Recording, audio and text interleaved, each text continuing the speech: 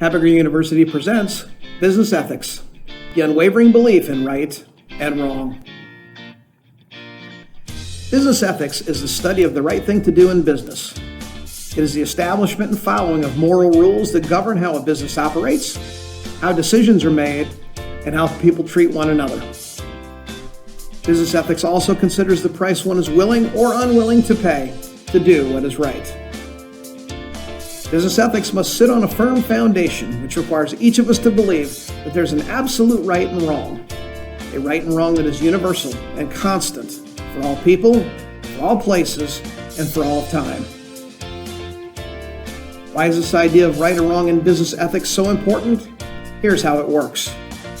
If you believe that there exists an objective standard that distinguishes right from wrong for all people, for all places, and for all of time, then you are acknowledging that there are ethical guidelines that exist independent of your own judgment. You acknowledge that right and wrong are not subjectively determined and they are not your opinion. Further, you acknowledge that ethics doesn't change from person to person, place to place, or day to day. Finally, you acknowledge that right and wrong is foundational, non-negotiable, and not open for debate. So, if we believe in this very high standard of absolute right and wrong, why do most people fall short? Well, we all make mistakes, and that's not going to change. But lacking the belief in an absolute right or wrong, we will fail to even recognize our actions as unethical, and therefore we can rationalize them as acceptable anytime that we want. Belief in right and wrong more often than not will guide us to the right decision and away from the wrong decision. It also empowers us to recognize and admit when we do wrong. If you truly believe this, you are now in a position to make the correct choices when confronted with the many complex challenges of day-to-day business here at the HabBits Corporation. Perhaps you are old enough to remember, perhaps not. But in the 1960s and the 1970s, many cereal makers put hidden pictures on the back of the cereal box. The picture was impossible to see because it was so cleverly drawn into another picture. You could not see the picture until you dug to the bottom of the box and found the pair of magic lenses. Once you put them on, the hidden picture miraculously appeared. When you believe in an absolute right and an absolute wrong, you are now armed with a pair of magic lenses, and you are able to view each decision and action you make for its hidden truth. This will help guide you to make your ethical choice. Here is some interesting data to ponder. Studies show that people who don't believe that there's an absolute right and wrong are 36% more likely to lie at work. They are 48% more likely to cheat. Say, fudge an expense report, for example. They are 225% more likely to steal from their employer, including time theft. They are 200% more likely to treat a coworker poorly. They are also 65% more likely to mistrust others. That is simply no way to go through your day-to-day work life here at the HabBits Corporation. On the flip side, there are immediate and very tangible benefits to making ethical choices at work. First is self-respect. Probably the greatest benefit to being ethical is the sense of self-respect that you will feel. You will sleep better at night. Walk with your head held high, knowing that you remain true to what is right. Singer-songwriter John Mellencamp wrote in his song, Minutes to Memories, "An honest man's pillow is his peace of mind." Next is exercising moral leadership at work. Many people are starving for moral leadership in the workplace, and not just from management.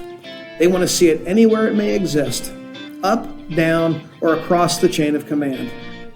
Some people are simply afraid of the consequences of doing the right thing. Some believe it could cost them relationships, or that they could become an outcast. Others are simply afraid to be the first. Take the risk, be the first, and lead the way. Before long, those who value your ethics will be drawn to you, willingly working with you or for you. You can be an ethical leader no matter what position you hold here at the HabBits Corporation. Finally is happiness. When you consistently make ethical choices, one of two things can happen. First will be reward and recognition in your career. You will move up the ladder, the true ladder of success. Second, even if these rewards don't come at the pace you had hoped, you are happier with what you have.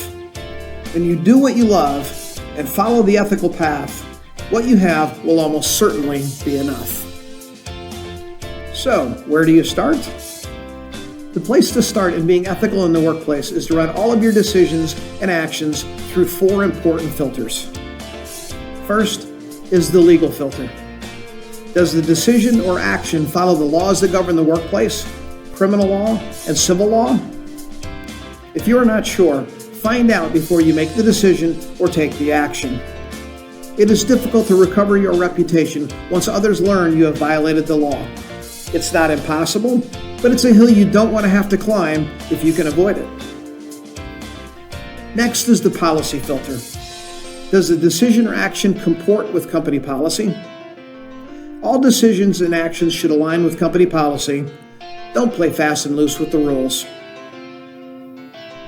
Next is the excellence filter. Will the decision or action be viewed as excellent when held up to organizational values? Whenever you are in an ethical quandary, it's good to have a mentor, a trusted advisor, or a sounding board within the organization to run things past. This person can help give you perspective on the level of excellence of your decision or your action. Without this person, you may be tempted to make self-serving and potentially unethical decisions. It's also good to have a trusted advisor outside of the organization as well. Finally is the self-esteem filter. After making the decision or taking the action, could you tell your spouse or children about it and feel good? What if your decision or action showed up on the 6 o'clock news? Would it be a source of embarrassment for you, or would it provide you a sense of pride? Finally, being ethical on a daily basis requires us to fight from our knees. Each day we are confronted with temptation, tough choices, and other ethical quandaries. Being committed to being ethical, it's almost as if we have to fight battles from a disadvantage, as if we're fighting from our knees. So go ahead and fight from your knees. As you fight those battles, you will gain in self-esteem, and eventually you'll be surrounded by others who want to fight from their knees as well. And when that happens, the Hamburger Corporation is a better place because of you.